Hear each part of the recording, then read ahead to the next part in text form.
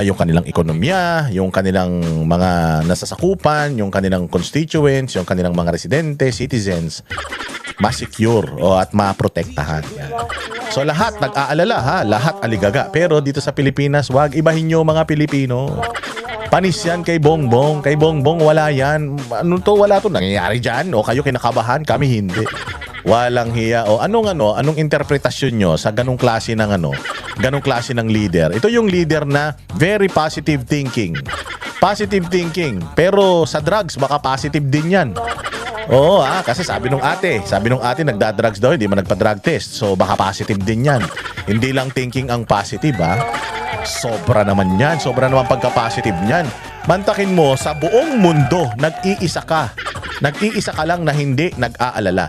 Nag-aalala ang Australia, nag-aalala ang UK, nag-aalala ang Spain, nag-aalala ang Europe, ang mga mayayamang bansa sa Asia na may mga pinagkukunan ng sarili nilang mga langis, nag-aalala sila. Oo, kasi sa totoo lang, yung mga bansa dito na may mga sariling mina ng langis, hindi kaya noong personal na mina nila ng langis, yung consumption ng langis sa kanilang mga bansa at kumukuha din sila dyan sa mga oil-rich country na yan. Maaring ang Vietnam, ang China, ang Brunei, ang Malaysia, maaring meron silang sariling mina ng gasolina or langis. Pero hindi yun sapat para punan yung pangangailangan sa enerhiya ng kanilang bansa. Kumukuha pa rin sila dyan sa ibang bansa. Ang China, napakalaki ng lupain ng China.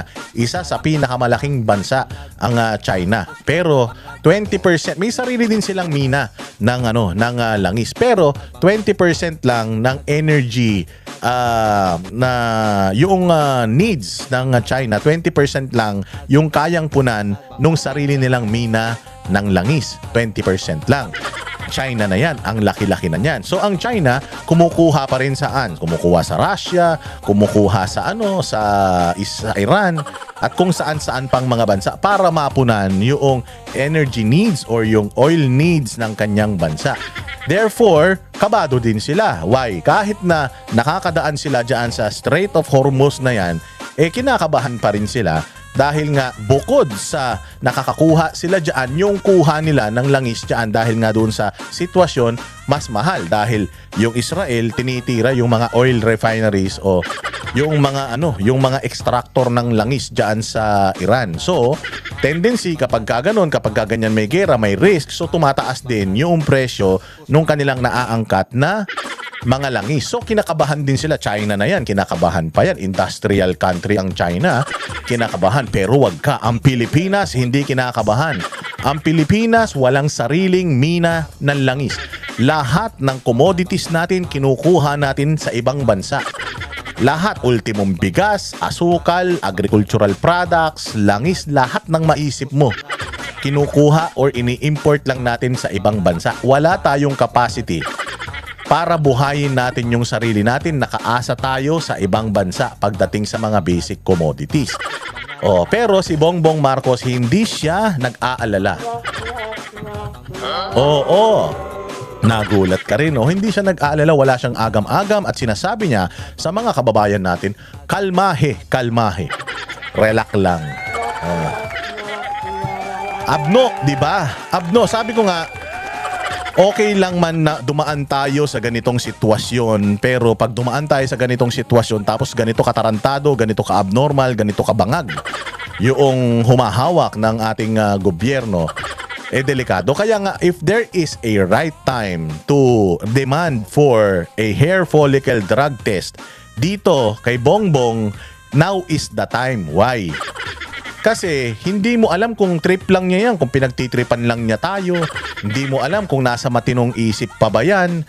Nagdidesisyon siya tungkol sa ekonomiya, tungkol sa dito sa sa krisis na hinakaharap natin ngayon, nagdidesisyon siya. Hindi natin alam if he is of sound if he is of sound of mind, tama ba? Hindi natin alam kung nasa matino siyang pag-iisip. Hindi natin alam. Of sound mind. Oo, hindi natin alam kung nasa ano siya, nasa matinong utak siya, na tama ba yung mga desisyon niya. Kasi syempre, kung ikaw ba naman, hihingi ka ng desisyon sa isang taong lasing? Hihingi ka ba naman ng desisyon doon sa isang taong sabog? Syempre, di ba, pag nagbigay yan ng desisyon sa'yo, 100%, mali yung desisyon na yan. Why? Sabog nga eh. Lasing nga eh, di ba? Mamaya, may papakita ko sa inyong video. Bakit ko nasabi yung lasing? Mamaya papakita ko yan sa inyo. Pero bago ang lahat mga bossing, i-congratulate muna natin ang aking kumpare, kaibigan na si Baste Duterte. Bakit? Meron akong report na nakuha. Mga bossing. Ayan noong here are the Philippine cities that experience very strong economic wait lang meron lang akong bubuksan dito sa aking sa aking screen. Ayan. Here are the Philippine cities that experience very strong economic growth since around 2000. Simple overview. So since 2000, ito yung mga syudad na umunlad ng bonggang-bongga. Ito nung since 2000. Sino ba ang mga naging mayor ng Davao City? Since 2000. Ayan ang naging mayor ng Davao City nung I think 2001 hanggang 20 wait lang para mas accurate titingnan ko yung aking listahan. Ayan. So si Rodrigo Duterte since 2001 to 2010, 2013 to 2016. Si Rodrigo Duterte yan. Si Sara Duterte naman 2010 to 2013, 2016 to 2022.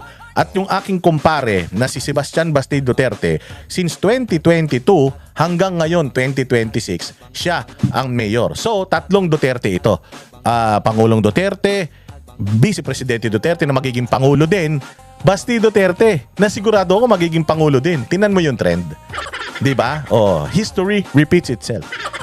Si PRD, mayor, naging presidente. Inday Sara, mayor, magiging presidente. Baste Duterte, mayor, sure ball, magiging presidente yan. Ngayon, Davao City ang number 1 since 2000 since 2000, year 2000, number 1 ang Davao City sa fastest growing major city economies.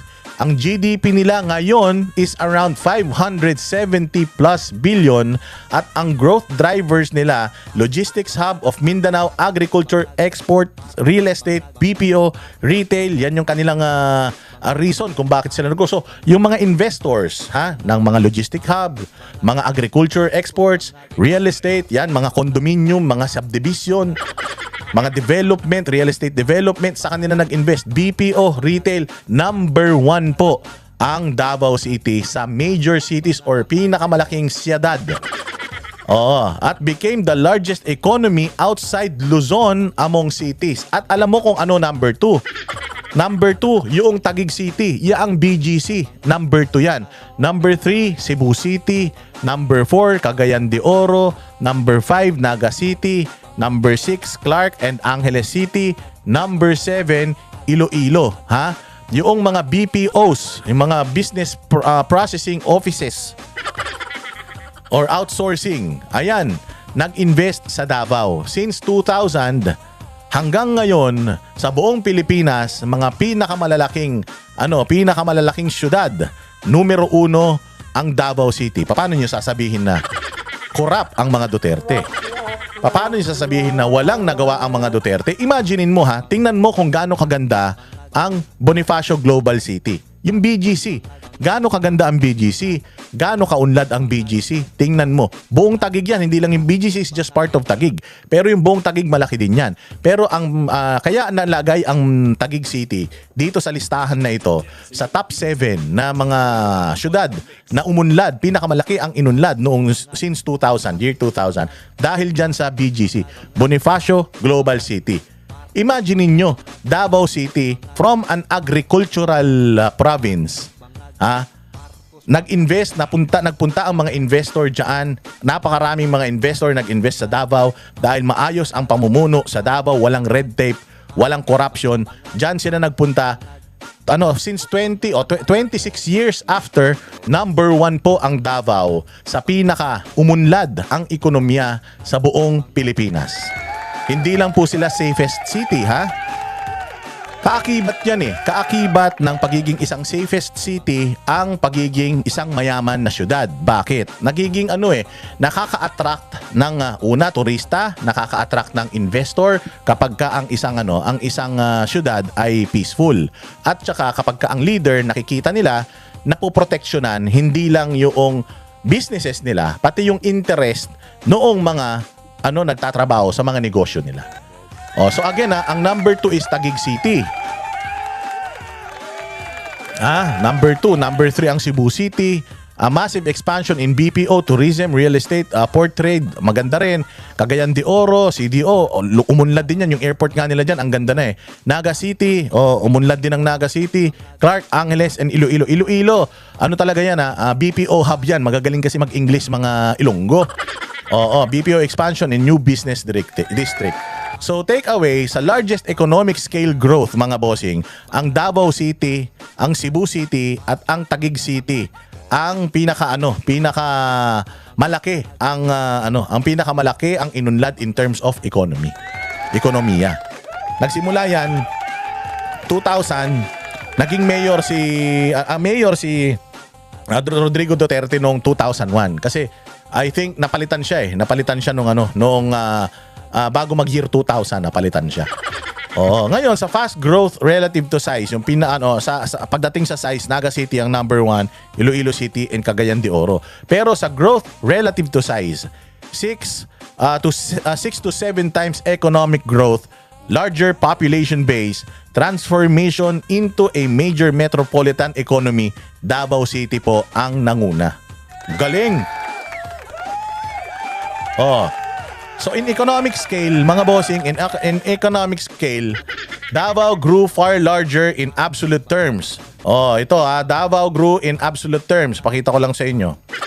Ayan, largest economic scale growth, Davao City, Cebu City, Taguig City. Sa fast growth relative to size, Naga City, Iloilo City, Cagayan de Oro. Ayan, so eto ngayon. Ito yung pinaka-gist nitong kino-congratulate na the reason why we're congratulating the Dutertes in the way they managed their city since 2000 up to now consistently. Davao City, large city that grew very big. Yung Naga City naman, congratulations to you too, small city that grew steadily. Both performed well, but Davao's economic expansion created a far bigger economic engine overall. So, in 2000, Davao was still mostly a regional agricultural trading city. So, agricultural lang sila noong 2000. Pero ngayon, tawag dito, na-flip na nila 360 or na-improve nila from a agricultural trading city to now one of the Philippines' largest urban economies, showing one of the biggest transformation among Philippine cities in the last 25 years. Palakpakan. Galing! Ang galing! Meron bang ganito yung mga pukin ng inang mga congressman? Meron ba kayong ganyan? O kayong mga mayayabang na mga gusto pang nyong idebate ang mga Duterte? Wag na. Tingnan nyo na lang yung resibo. Tingnan nyo na lang itong report na ito. Sa loob ng 25 taon, 26 na taon, to be exact, Davao City ang isang syudad, kasama dito ang Metro Manila, Quezon City. So imaginein mo, Makati City, nangunguna yan. Pero yung Makati City, naging stagnant na sila. Quezon City, pinakamalaki yan, naging stagnant na sila. Talagang umusbong ang Bonifacio Global City, Taguig. Talagang namayagpag yan. Kaya nga pinag-aawayan kinaaway ng Makati, gustong kunin ng Makati ang Global City na yan eh. Sa pamumuno ng mga binay yan kita mo, naging stagnant na. Yun na lang ang naging parang saturated na ang Makati. Lahat ng mga businessman nagpunta ng Davao, and since 2000 pinrotektahan ng mga Duterte yung interes ng mga investors, pati nung mga empleyado nitong mga investors na ito. Lumaki sila from dating tindera lang sila ng mga prutas, dating food basket or fruit basket lang sila ng buong Pilipinas. Ngayon, ayan na sila. Biggest economy in terms of urban, largest economy, urban economy, biggest transformation among Philippine cities in the past 25 years. Palakpakan. Mga Duterte lang po ang may kaya niyan. Kaya nga tanungin ninyo mga sarili ninyo, diyan sa Ilocos, ilang Marcos na dumaan diyan? Nandito ba sila sa listahan nito? Nandito sila sa listahan? Wala. Ilang Yang Dynasty, sabi ko nga sa inyo, 'di ba, meron ngayon mga anti-dynasty bill. Okay man lang yung anti-dynasty bill ma-apply mo doon sa mga hindi nagpe-perform na mga pamilya. Halimbawa, Marcos. Alam mo, kung meron pinerform ang Marcos na consistent sila magnakaw. Magnakaw lang, mga boss. Ayan, simula sa tatay niya hanggang sa nanay niya magnanakaw. Tingnan mo ang probinsya nila, Ilocos Norte. Hanggang ngayon, alikabok pa rin. Nasa kaduluduluhan na sila ng Pilipinas. Hanggang ngayon, nasa kaduluduluhan pa rin sila. Mas mayaman pa yung syudad ni Chavit Singson. Di hamak, magkatabi lang yan. Malayong malayo. Na mas maunlad ang Ilocos Sur kaysa sa Ilocos Norte. Dalawang presidente na dumaan dyan. Hindi ba? Lahat ng proyekto dyan na tinapon. Tingnan ninyo, napakalaki ng allocables ni Sandro Marcos. Napakalaki ng budget, taon-taon na itinatapon dyan sa distrito niya. Ano nangyari? Wala. Sino pa? Ang mga political ang mga yung Makati, okay na yan. Maunlad na yan. Kaya yung Makati kasi punong-puno na sila eh. Hindi mo na pwedeng, kumbaga yung ekonomiya ng Makati, eto na siya. Hindi mo na siya mag-grow kasi wala, punong-puno na talaga siya. Hindi mo na siya kayang i-expand. Kumbaga na-reach niya na yung full potential ng syudad niya. So hindi na siya sumali dito. Maunlad siya, hindi ibig sabihin na hindi siya kasali dito, hindi siya maunlad. Maunlad na siya. Yun na siya. Nandoon siya sa pinaka-tuktok ng pinakamayaman na syudad sa buong Pilipinas. Okay na yun. Ang sinasabi dito sa report na ito, sa loob ng 25 years, since 2000 or 2000, year 2000, Davao City, from yung pinaka nasa ilalim ngayon, sila yung nangunguna in terms of ekonomiya. So ganyan kagaling ang leadership ng mga Duterte. Pinatunayan ko lang sa inyo. Hindi tayo dito basta basta Duterte supporter lang, nagtatanggol lang sa mga Duterte nang wala tayong alam tungkol sa mga ginagawa ng mga Duterte. Hindi tayo ganun. Hindi tayo katulad ng mga dilawan tayo ng mga ulul na si Leni Robredo, pag tinanong mo bakit kailangan manalo si Leni, ayun, nagta-tricycle tsaka nagbubus. Hindi tayo katulad ng ibang mga makarisa Ontiveros na gustong-gusto si Risa kasi pag nagsalita, pabulong. At malang si Risa Ontiveros laging bumubulong. Putang ina. Paano, Risa, pag bingi yung kausap mo? Mahal ko ang Pilipinas. Ganyan ka magsalita. Putaragis yan. Hindi tayo katulad ng mga loyalistang mga bobo na masyadong ulul na ulul sa mga Marcos. Pag tinanong mo, ano bang ginawa ng mga Marcos bukod sa magnakaw sa Pilipinas? Babanatan ka. Aawayin ka, sasabihin, pag ganito ka, ganyan ka, engot ka, ganyan ka. Tatay nyo karton. Diba? Tayong mga Duterte supporter, naghahanap tayo ng mga bagay na may papakita sa inyo. Bakit gusto natin yung mga Duterte? For 25 years na sila ang namumuno dyan sa Davao City, ang Davao sumut pataas. Hindi pa ilalim, hindi pa lubog, pataas. Meron bang kurakot na ganyan? Wala.